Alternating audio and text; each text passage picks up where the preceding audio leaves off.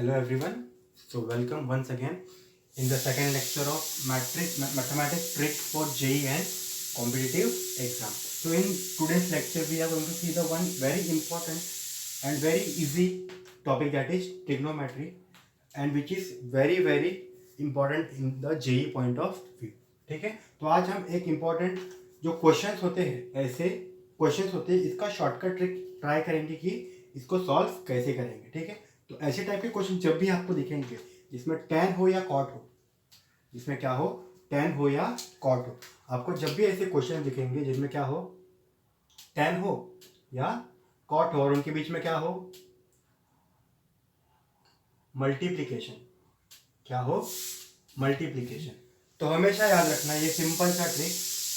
अगर अगर हमारे जो एंगल से θ1 और θ2 दो एंगल कंसीडर करने हैं, दो कोई भी मल्टीप्लिकेशन में, अगर उनका एडिशन 90 हो रहा है, उनका एडिशन क्या हो रहा है, 90 हो रहा है, तो सिंपल से याद रखना है tan θ1 into tan θ2 is equal to क्या हो जाएगा, 1.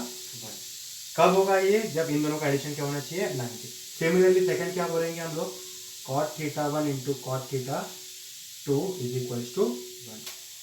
अगर एंगल का एडिशन 90 हुआ तो भी ये दो केसेस पॉसिबल है, और अगर ये दो केसेस पॉसिबल है, अगर ये दो केसेस पॉसिबल है, तो एंगल क्या होगा, हमेशा एडिशन 90 डिग्री. तो ये सिंपल सा ट्रिक फॉलो करके आप ये जो क्वेश्चन थे वो लेस देन 5 सेकंड्स में सॉल्व कर सकते हैं. कैसे देखते हैं, चलो. अभी यहाँ पर देखो मल्टीप्लीकेशन में है, tan सब हमारे पास क्या है, tan के एंगल्स है और सब मल्टीप्लीकेशन में. तो हम इजीली क्या करना है, हमें ये देखना है कि θ1 और θ के वैल्यू 90 आती है या नहीं. देखते हैं, यहाँ पर क्या है मेरे पास 15, यहाँ पर है मेरे पास 75.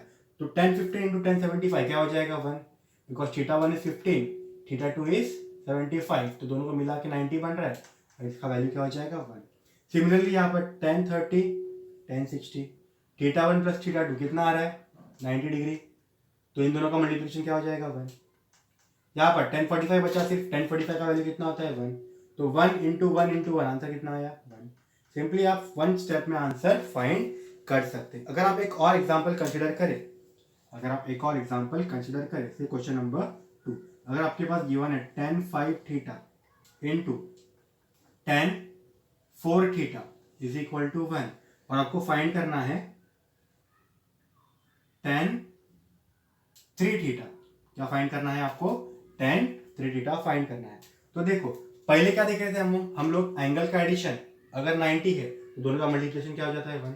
अब यहाँ पर देखो दोनों का मल्टीप्लिकेशन, दोनों tan है, दोनों का मल्टीप्लिकेशन क्या है, 1.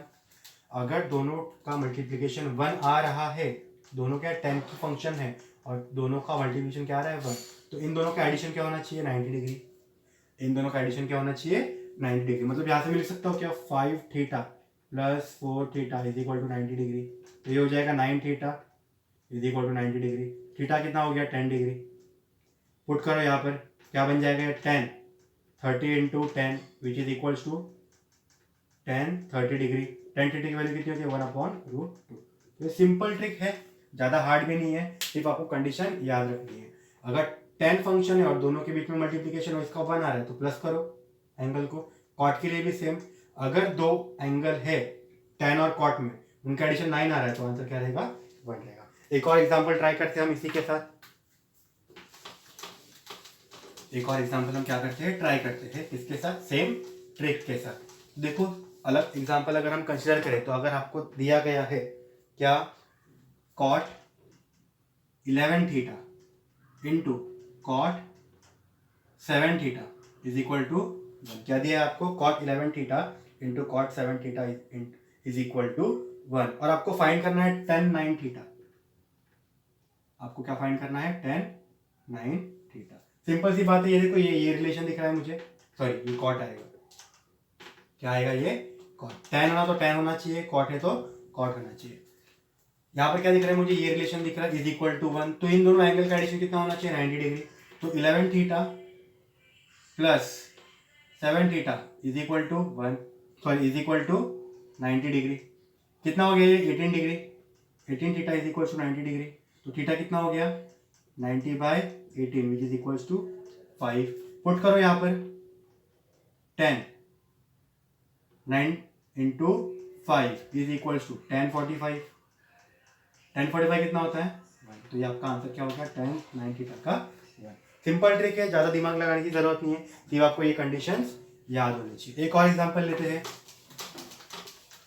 क्या लेते हैं, एक और एग्जांपल्स लेते हैं। मान लो आपको गिवन है tan a plus b into tan a minus b is equal to 1। आपको फाइंड करने दिया है tan 2a बाय 3। क्या फाइंड करना है अपने को, tan 2a bye 3।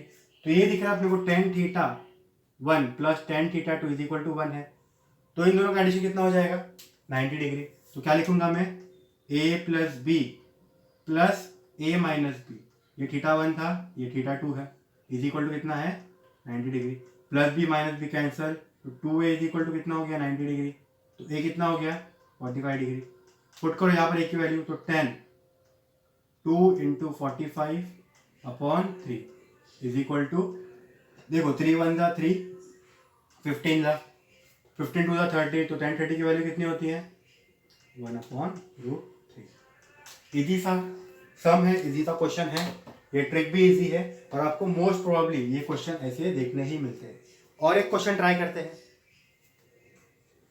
We will try one more question on this concept. तो चलो ट्राई करके देखते हैं। आपको दिया है tan 1 into tan 2 degree into tan 3 degree, कहाँ तक tan 89 डिग्री। मुझे इसका वैल्यू क्या करना है, फाइंड करना है।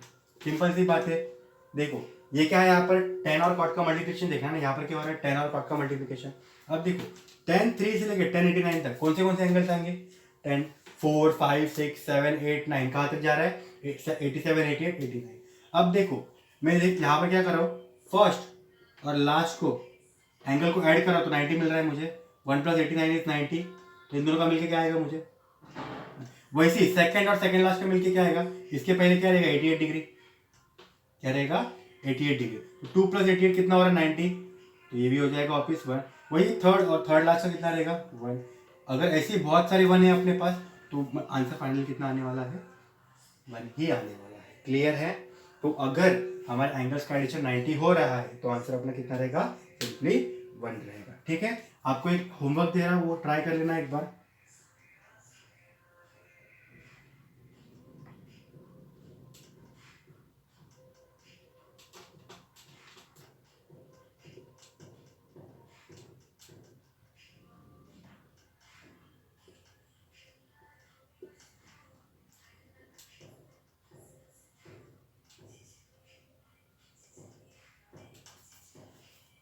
आपको ये होमवर्क करना है, ठीक है।